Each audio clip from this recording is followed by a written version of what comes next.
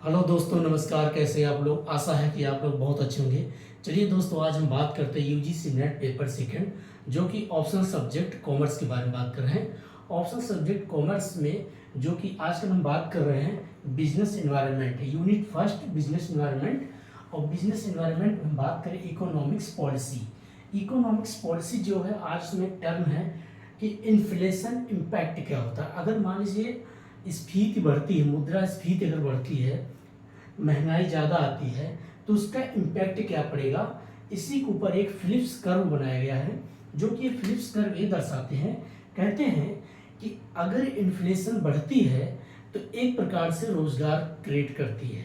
अगर इन्फ्लेशन बजाय डिफ्लेशन रहेगी तो आपके यहाँ क्या होगा, रोजगार क्रिएट नहीं करेगी, अर्थात बेरोजगारी और बढ़ती चली जाएगी। जैसे एक दिखाते हैं डायग्राम पे कि 1970, यहाँ पर एक दोस्तों एक जो वाई अक्ष है, इस पे इन्फ्लेशन का रेट इस पे दर्शा रखे हैं, और एक्स अक्ष पर अगर देखें तो इस पे जो है अनएम्प्लॉयमेंट रेट को दर्शा रखे हैं, बेरोजगारी को दर्शा रखे हैं। ठीक है, इसको एक्स अक्ष पर, इसको वाई अक्ष पर। और ये जो कर्व है ये फिलिप्स कर्व है, और इसका हर एक ईयर का इसमें दिखा रखे दोस्तों, कितना मतलब परसेंटेज जो एम्प्लॉयमेंट घट रहा है, इसी के बारे में बात कर रहे हैं। देखते हैं दोस्तों, जब अगर देखो 1970 में हम देखते हैं 10% अगर इन्फ्लेशन था, कितना 10% मतलब महंगाई था, तो उस वक्त देश में अगर देखा जाए तो बेरोजगारी 50% था। कितना? 50%। ठीक है।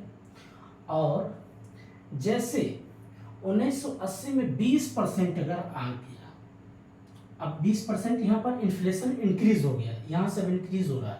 और जब यहाँ से इंक्रीज हो रहा है दोस्तों, तो आप देखिएगा डिफ्लेशन, उसके बाद बेरोजगारी घट रही है। इसके पीछे रीजन क्या है अभी बताते हैं। फिर उसके बाद देखिए 1990 में फिर क्या हुआ कि आप ध्यान से देखिए, आ गया कितना, 1980 में 40% और 1990 में आ गया 25%। जब 25% इन्फ्लेशन हुआ तो 30% बेरोजगारी घट गई। और जैसे 2000 में देखते हैं तो 20% हमारा बेरोजगारी घटा और इन्फ्लेशन 30% है। इसका लॉजिक पहले समझाते क्या होता है। सिंपल सी बात है दोस्तों, अगर इन्फ्लेशन बढ़ती है तो इससे बेरोजगारी घटती है, बल्कि लोगों को रोजगार ज़्यादा मिलता है, लोग बेरोजगार कम होते हैं। क्यों? क्योंकि इन्फ्लेशन का मतलब क्या होता है कि मान लीजिए कोई एक व्यापारी है, ए नाम का कोई व्यापारी है, अगर ये व्यापार शुरू करेगा और इसके पास पैसा ज़्यादा रहेगा, तो सबसे ज़्यादा क्या करेगा, इन्वेस्टमेंट करेगा। क्या करेगा? इन्वेस्टमेंट करेगा, मतलब ये विनियोग करेगा। अब हो सकता है एक फर्म यहाँ लगा दे, एक फर्म यहाँ भी लगा दे, बिजनेस अपना बढ़ाता जाएगा। और जब इसके पास पैसा ज़्यादा रहेगा, भले मार्केट में पैसा क्या करेगा, सर्कुलेट करेगा, मार्केट पैसा चलता है। तो एक बिजनेस यहाँ किया, बी नाम का बिजनेस किया, सी नाम का बिजनेस खोल दिया। अब यहाँ पर पता चला कि जब इसके पास पैसा ज़्यादा, जब इसके पास 10% था तो एक ही बिजनेस चलाया, जब इसके पास 20% और पैसा बढ़ गया तो 2 और 3, जैसे जैसे इसके पास पैसा बढ़ता गया, इन्फ्लेशन बढ़ती गई, इसने अपने व्यवसाय को बढ़ाता गया।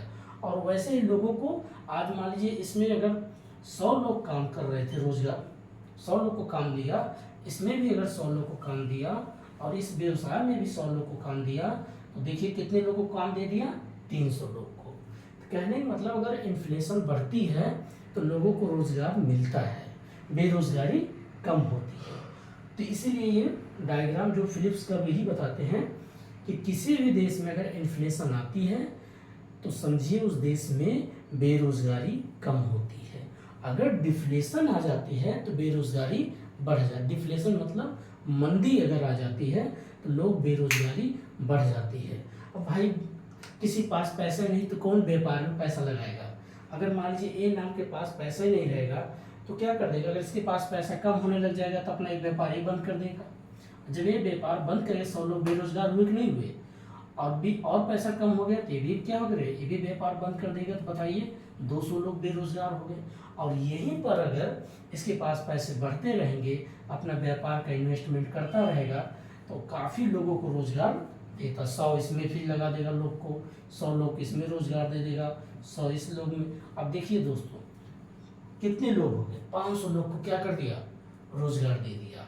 जैसे जैसे किसी व्यक्ति के पास पैसा बढ़ेगा, मार्केट पैसा आएगा, वो क्या करेगा, रोजगार को क्रिएट करता है। तो बस फिलिप्स कर्व का मेन मकसद क्या कहना है कि इन्फ्लेशन का बढ़ना रोजगार क्या करता है, बढ़ता है, और डिफ्लेशन का होना रोजगार का घटना। अर्थात इन्फ्लेशन बढ़ेगा तो लोग बेरोजगार कम होंगे, लोगों को रोजगार मिलेगा। यही ये डायग्राम दर्शाता है। तो दोस्तों आज का टॉपिक इतना ही था, तब तक के लिए नमस्कार, जय हिंद।